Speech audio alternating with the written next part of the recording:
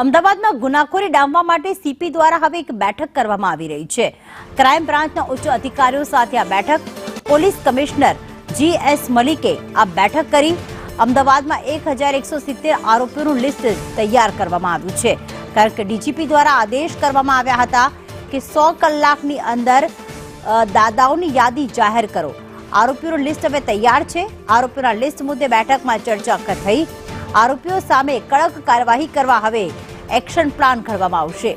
વસ્ત્રાલની ઘટના જ્યારથી સામે આવી ત્યારથી હવે કાયદો અને વ્યવસ્થાની સ્થિતિ આ રીતે કથળે નહીં અને જે ટાબરિયાઓ છે, યુવકો છે, આ રીતે અસામાજિક તત્વો જે છે લોકોને હેરાન ન કરે તે માટે આ એક્શન પ્લાન ઘડવામાં આવી રહ્યો છે।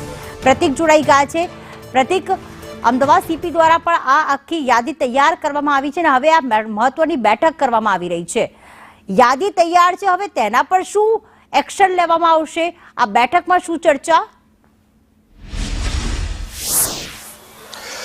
પ્રીતિ, હોળીના દિવસે વસ્ત્રાલ વિસ્તારમાં જે બનાવ બન્યો હતો તે બનાવના ઘેરા પડઘા પડ્યા હતા અને મુખ્યમંત્રી ભૂપેન્દ્ર પટેલ દ્વારા આ ઘટનાને લઈને ગુજરાત પોલીસને કડક કાર્યવાહી કરવા માટે, આવા ગુનેગારો સામે કડક કાર્યવાહી કરવા માટે કહ્યું હતું। સાથે જ અમદાવાદ શહેર પોલીસની જો વાત કરવામાં આવે તો અમદાવાદ શહેર પોલીસ દ્વારા પણ અમદાવાદ શહેરમાં આવા જે ગુનેગારો છે, જે ગુનાહિત પ્રવૃત્તિ સાથે સંકળાયેલા છે, તેમની સામે કડક કાર્યવાહી કરવા માટેનું એક 1170 આરોપીઓનું લિસ્ટ તૈયાર કરવામાં આવ્યું છે। આ લિસ્ટ અમદાવાદ શહેર પોલીસ કમિશનરને સુપ્રત કરવામાં આવ્યું છે, જેને લઈને અમદાવાદ શહેર પોલીસ અમદાવાદ ક્રાઇમ બ્રાન્ચ પહોંચ્યા છે। કારણ કે અમદાવાદ ક્રાઇમ બ્રાન્ચને અમદાવાદ શહેર પોલીસની બેકબોન કહેવામાં આવે છે। ખૂબ જ મજબૂત ક્રાઇમ બ્રાન્ચની ટીમ છે અને આ ક્રાઇમ બ્રાન્ચની ટીમ આ 1170 આરોપીઓ સામે કડક કાર્યવાહી કરે તેના માટે અમદાવાદ ક્રાઇમ બ્રાન્ચ ની અંદર અમદાવાદ શહેર પોલીસ કમિશનર GS મલિક હાલ ઉચ્ચ અધિકારીઓ સાથે બેઠક કરી રહ્યા છે અને બેઠકમાં તેમને કેટલાક મહત્વના સૂચનો કરવામાં આવે છે। આ સાથે જ અમદાવાદ ક્રાઇમ બ્રાન્ચની જે અલગ અલગ સ્ક્વોડ છે તે સ્ક્વોડને પણ સ્પેશિયલ ટાસ્ક સોંપવામાં આવ્યો છે, જેથી કરીને જે આરોપીઓનું લિસ્ટ છે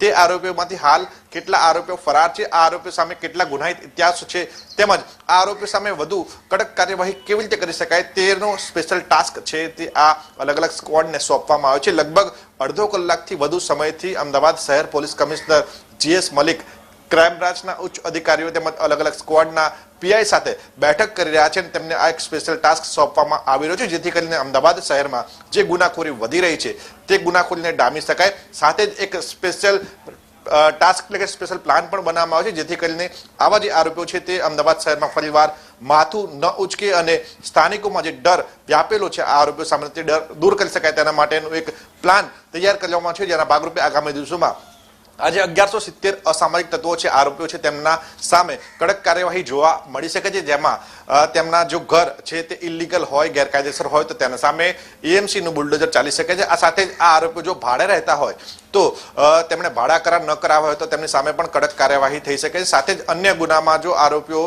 જામીન ઉપર હોય તો તેમના સામે પણ કાર્યવાહી કરવામાં આવશે। એટલે અમદાવાદ શહેર પોલીસ કમિશનર દ્વારા તખ્તો તૈયાર કરી દેવામાં આવ્યો છે અમદાવાદ શહેરને સુરક્ષિત બનાવવા માટે, શાંત અમદાવાદ બનાવવા માટે। કારણ કે છેલ્લા કેટલાય સમયથી અમદાવાદ શહેરમાં ગુનાખોરી વધી ગઈ હતી અને હવે સમય આવી ગયો છે આ ગુનેગારો વધારે માથું ઉચકે તે પહેલા જ તેમને ડામી દેવામાં આવે।